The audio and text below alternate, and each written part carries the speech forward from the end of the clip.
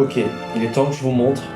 J'ai peint ça. 4 livres en 7 jours. Bon, en voyant toutes ces inventions, je vais me faire une petite folie. Je vais décider de moi-même créer quelque chose. Je crois que c'est impossible en fait.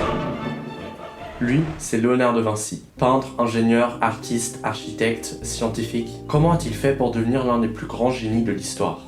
Et surtout, comment appliquer ces principes pour devenir des génies ou au moins plus intelligents? Pour le savoir, j'ai vécu comme Léonard de Vinci pendant 7 jours. C'est parti. Quoi consistait concrètement la routine de Léonard de Vinci? Eh bien, c'était simple. En fait, on ne connaît pas trop sa routine à 100%. Par contre, on sait qu'il a beaucoup travaillé, qu'il se baladait souvent, notamment dans les villes, du coup qu'il passait aussi son temps à dessiner, etc. Du coup, moi, comment j'ai structuré mes journées du coup en vivant comme Léonard de Vinci, c'est que le matin, je fais 1h30 de deep work, d'une session intense de travail. Ensuite, je vais tout simplement dessiner, comme ce que je viens de faire actuellement. Et ensuite, ce que je fais, c'est que je vais simplement me balader. Et ensuite, je vais manger et je retourne répéter la même routine en fait, où je vais travailler pendant 1h30. Ensuite, je vais dessiner pendant 1 heure. Ensuite, je me rebalade. Et le but, ça va être de faire ça 4 fois. On sait tous qu'avoir un journal est utile. Mais là, c'est le niveau au-dessus. Léonard de Vinci écrivait à l'envers. On pourrait se demander pourquoi il faisait cela. Il y a plusieurs théories. La première théorie, c'est tout simplement parce qu'il voulait cacher ses écrits. Mais ce n'est pas valable parce qu'il suffit de mettre ses écrits sur un miroir pour tout simplement les déchiffrer. La seconde théorie, beaucoup plus plausible, est que Léonard de Vinci, comme il était gaucher, trouvait ça beaucoup plus simple d'écrire de cette manière. Ok, donc là, normalement, j'ai écrit « Ceci est un texte ». On va voir si ça marche devant le miroir. Oh, ça marche super bien. Bon, à part une écriture bizarre, Léonard de Vinci poussait ses limites encore plus loin. Il testait ce qu'on appelle le sommeil polyphasique. Alors si vous ne savez pas ce que c'est le sommeil polyphasique, pas de panique, c'est tout simplement une technique qui consiste à dormir tous les 4 heures, ce qui fait qu'en tout, dans une journée, on dort uniquement 2 heures. Alors je vais être honnête, j'ai testé, ça n'a pas marché. C'est le premier jour où je teste le sommeil polyphasique et je pense que ça se voit à ma tête. Si je continue comme ça, je vais juste mourir. Donc je préfère ne pas continuer le sommeil polyphasique. Donc pour préserver mon sommeil et ma santé, j'ai préféré garder un sommeil classique. Ok, on est le jour 2, alors qu'est-ce que je vais faire aujourd'hui? Je vais tout simplement, déjà pour commencer, noter les choses que je vais apprendre. Alors vous le savez sûrement que Léonard de Vinci est un très grand curieux, mais en fait ce qu'il faut savoir c'est qu'il a tout appris de lui-même. Et en fait ce qu'il a fait c'est qu'il a fait une grande to-do list de toutes les choses qu'il devait apprendre, que ce soit par exemple pour un projet en particulier ou typiquement une envie qu'il avait du moment.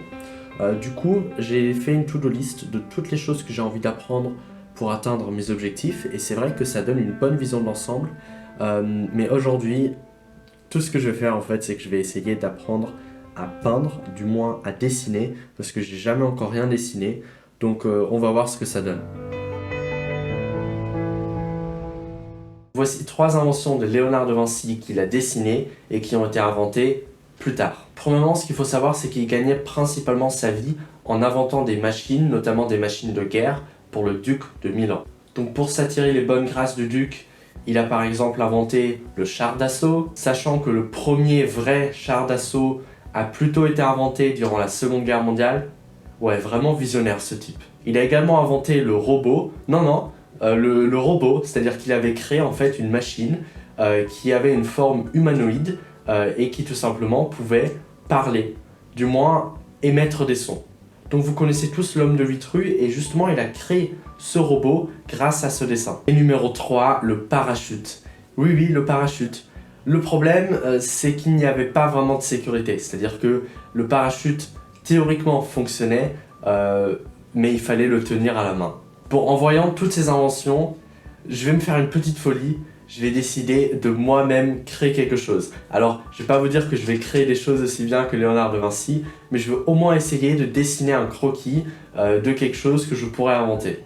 Ok, donc je pense que ce que je vais faire, c'est que je vais prendre ça. Je vais essayer de faire une machine qui va le déplier. Ok, alors ce matin, c'est tournage. J'ai un peu investi dans du meilleur matériel vidéo, tout simplement, voilà, pour vous faire des meilleures vidéos, donc je vous retrouve devant la caméra. Ce que peu de gens savent sur Léonard de Vinci, c'est que c'était pas seulement un créatif ou un ingénieur. Il savait notamment aussi jouer de la musique, était beau gosse, faisait du sport, était bon en persuasion et savait communiquer avec les gens, et à peu près toutes les qualités qu'on peut trouver à quelqu'un. Bon, j'ai encore du boulot avant d'arriver à ce niveau-là. Comme Léonard de Vinci était un grand curieux, j'ai décidé de m'intéresser plus en détail dans des domaines que je n'avais pas explorés juste avant. Donc je vais m'intéresser un peu à la biologie et je vais creuser plus en détail le domaine de la neuroscience. Alors, je me suis déjà intéressé aux neurosciences, mais pas aussi profondément que ce que je vais faire maintenant. J'ai tout simplement acheté la grande encyclopédie des neurosciences et je vais essayer de tout simplement d'apprendre tout simplement les neurosciences en profondeur. Donc j'ai hâte de vous tenir au courant sur ça. Évidemment, c'est pas dans une semaine que je vais apprendre tout ça. Par contre, je vous ferai sûrement une vidéo quand j'aurai avancé dans ce domaine. Et justement, en parlant de cerveau, le cerveau de Léonard de Vinci fonctionne par analogie. Ça veut dire qu'il ne voyait aucune frontière entre le domaine. Il pouvait imaginer des œuvres artistiques et introduire de la mécanique dedans. Tout simplement, voilà, si par exemple il faisait des croquis pour des machines, eh bien il s'aidait de ses compétences en dessin, et en fait, c'est comme ça qu'il a réussi à être un si grand génie en fait. C'est parce qu'il ne faisait aucune frontière entre les domaines, il était curieux de tout, puisqu'il était curieux du monde. Jour numéro 4, il est temps que je vous montre. J'ai peint ça. Alors j'espère que ça vous plaît, j'espère que c'est pas non plus trop mauvais pour un premier dessin. Je l'ai tout simplement fait à partir de cette photo-là, et mon but c'était tout simplement d'en faire une île flottante. Dites-moi ce que vous en pensez en commentaire, et les vrais dessinateurs, vraiment dites-moi ce que je peux améliorer dans ce dessin. J'ai vraiment envie de m'améliorer dans le dessin et je vais sûrement en faire d'autres dans l'avenir. One eternity later. Bon, je suis littéralement en train de regarder une vidéo de 2 heures pour faire des Mechanical Engineering Drawing. Excusez-moi l'accent. Je crois que c'est impossible en fait.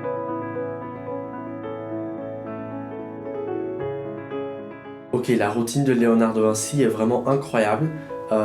Comme j'ai essayé de suivre mes curiosités, eh bien j'ai lu beaucoup plus que ce que je lis en temps normal en fait. C'est-à-dire que j'ai lu peut-être 4 livres en 7 jours. Donc c'est assez incroyable et j'ai appris plein de choses dans beaucoup de domaines. Notamment du coup l'ingénierie. Alors au départ je me suis dit je vais inventer quelque chose une machine qui va dérouler le tapis, mais c'était juste un enfer. Je veux dire, je suis pas ingénieur. La seule chose que j'ai vraiment appris, c'est apprendre à dessiner des croquis du coup pour créer des machines, etc. Donc à la base, je voulais créer du moins le croquis complet d'une machine. C'était trop compliqué pour moi, mais pour me rabattre, j'ai quand même créé quelques croquis pour m'entraîner, comme par exemple celui-ci. Donc c'est sûr que j'ai appris des trucs, mais j'ai clairement pas mis en œuvre ce que j'ai appris. Donc je suis un peu déçu par rapport à ça, mais par rapport à tout ce que j'ai fait pendant cette semaine, je pense que c'est pas si grave que ça. Voilà, j'espère que cette vidéo t'aura plu, et si tu regardes cette vidéo le jour de sa sortie, sache que ma formation la fabrique à idées, comment créer de nouvelles idées à la chaîne, est en promotion pendant encore quelques jours. Donc clique sur le premier lien en description si ça t'intéresse, et on se retrouve du coup demain pour une nouvelle vidéo, ou alors dans cette vidéo où j'essaye de vivre comme Albert Einstein.